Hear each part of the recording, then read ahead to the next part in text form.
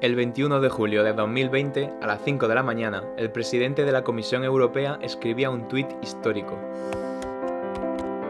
Después de 4 días de negociaciones, los 27 acordaban un plan de recuperación económica para salir de la crisis de la COVID. We did it. This is the opportunity of the century for Europe. Se ha escrito una de las páginas más brillantes de la historia de la Unión Europea. Es un acuerdo histórico por varias razones. Primero, por el cambio de paradigma. La Unión Europea respondió a la crisis de 2008 con austeridad, recortes y troika. En esta ocasión, Europa ha optado por aumentar el gasto público para revitalizar la economía. From our Next Generation EU recovery plan, which we need to invest rapidly. And this will boost our social market economy. Segundo, por la cantidad. 724.000 millones de euros, que es casi el 60% de la economía de España. La Unión Europea se pone en marcha y lo hace movilizando el mayor paquete económico hasta la fecha. Y tercero, por la forma de conseguirlos. Esos millones de euros van a financiarse a través de bonos EU. Es decir, es la primera vez que la Unión Europea se va a endeudar conjuntamente. Este acuerdo histórico llegaba después de una larga batalla entre los países frugales que luchaban por asignar cantidades más pequeñas, más control y más condicionalidad, y los países mediterráneos, junto con Francia y Alemania, que defendían una mayor ayuda con menos condiciones. El resultado fue un acuerdo en el que cada país debe elaborar un plan que cumpla con ciertas normas y requisitos. Por ejemplo, que el 50% del gasto sea destinado a la digitalización y a la transición verde. Estos planes de los países deberán ser aprobados por la Comisión. Y en junio de 2021, la Unión Europea aprobaba el plan español, este de aquí.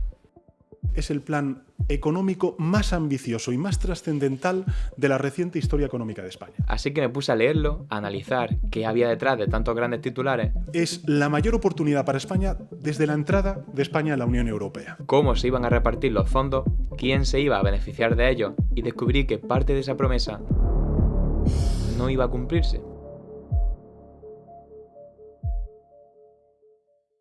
Primero vamos a ver las cifras. De esos 724.000 millones de euros que la Unión Europea va a pedir a los mercados financieros privados, 386.000 van a ir a los Estados miembros como préstamos y 338.000 como ayudas a fondo perdido.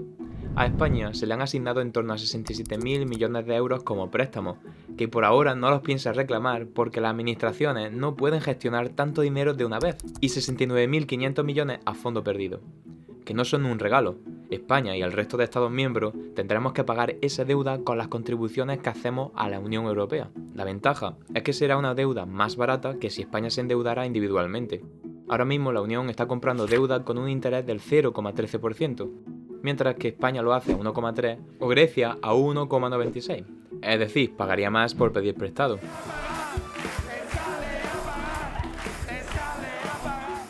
Son cantidades enormes de dinero. Tienen tantos ceros que es imposible que las entendamos, así que tenemos que compararlas, ponerlas en contexto. Como Next Generation. En definitiva, el gran plan Marshall. Ciertamente es muchísimo más que los 122.700 millones de euros del plan Marshall. Sin embargo, se quedan cortos si los comparamos con los 1,9 billones de dólares de Biden, que representan el 9% de la economía de Estados Unidos, mientras que los fondos europeos son solo el 5,5% del Producto Interior Bruto de la Unión. Y en España, esos 69.500 millones son solo el 5,9% y no sirven para contrarrestar la caída del 10% del PIB que sufrió España en 2020. Por eso, algunas voces han reclamado que no es suficiente y de hecho, inicialmente se pedía un plan de recuperación de 2 billones de euros. Sin embargo, la mayor oportunidad perdida no está en la cantidad, sino en cómo se va a gastar el dinero. Para poder acceder a los fondos, España presentó este plan en abril, fue aprobado en julio y tendrá que ir pasando ciertos controles si quiere ir recibiendo los futuros pagos. Por eso, este plan es tan importante, porque de él depende que se consiga el dinero o no, y así lo presentó Pedro Sánchez. El 39% de esas inversiones van a estar ligadas a la transición ecológica y un 29% del total va a estar vinculado a la gran transformación digital, que un 10,5% de los recursos van a estar vinculados con la educación y con la formación. Y luego una pata que es la I+D+I, que va a representar un 7% del total. Sin embargo, yo me puse a analizar las más de 100 inversiones del plan para ver más detalladamente cómo se iba a gastar ese dinero. Y esto es lo que descubrí. No son iguales, pero son muy parecidos. Obviamente, el presidente no iba a mentir sobre esto. Siguen las indicaciones de la Unión Europea de digitalización y transición verde.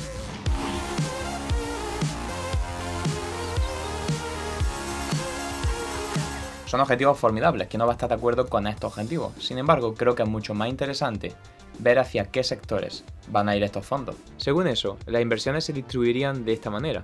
Ciertamente hay un poco de todo, pero casi la mitad del presupuesto se va en 3 sectores: construcción, movilidad y energía, destacando inversiones para la rehabilitación energética y ambiental de edificios, construcción de carreteras, desarrollo de energías renovables, baterías, hidrógeno verde, redes 5G y la implementación del coche eléctrico. La mayor parte de las inversiones van hacia sectores muy establecidos en el país, incluido el turismo, y solo un porcentaje muy pequeño van dirigidas a cambiar el sistema productivo español, una oportunidad perdida para transformar realmente la economía del país.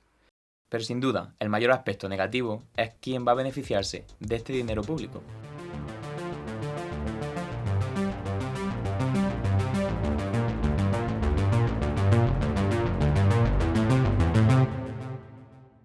Si se analiza cómo se van a implementar las inversiones, varias palabras comienzan a repetirse.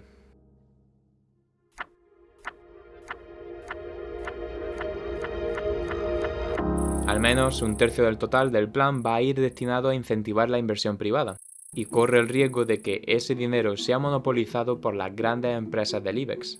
Solo Endesa ha presentado proyectos por un valor del 20% del plan. Que las grandes empresas puedan acabar acaparando esta ayuda no es casualidad. El plan de recuperación fue elaborado conjuntamente por el gobierno con la ayuda de la COE y las 4 grandes consultoras, Deloitte, EY, PricewaterhouseCoopers y KPMG. No solo elaboraron el plan, no se quedaron ahí. Las administraciones no tienen la capacidad de manejar tanto dinero al mismo tiempo, así que están contratando a las consultoras para administrar y asignar los fondos de recuperación. Por ejemplo, el Ministerio de Transición Ecológica ha contratado a Deloitte y al mismo tiempo Deloitte trabaja para Cepsa, justamente para captar estos fondos, igual que Renfe o el Corte Inglés, que también trabaja con PricewaterhouseCoopers. El plan tiene pocos mecanismos para evitar este trasvase de fondos públicos a las grandes empresas. La difícil burocracia y el papeleo complicarán aún más el acceso a estos fondos a las empresas más pequeñas. Y solo el 8% del dinero está reservado para las pymes, mientras que estas suponen el 62% de la economía española.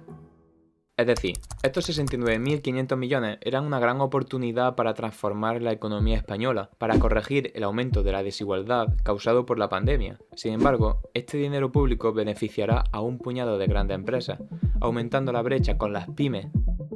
Además, vuelve a apostar por un modelo de recuperación basado en la construcción y en el turismo.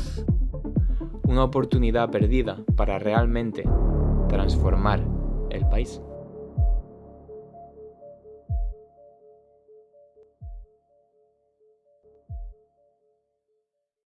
Que España depende de un turismo de masa barato ya lo sabíamos, pero ¿por qué?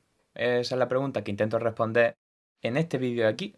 Te invito a darle para descubrir uno de los momentos más definitorios de la economía española. Muchas gracias, esto ha sido Pablo Atlas. Hasta luego.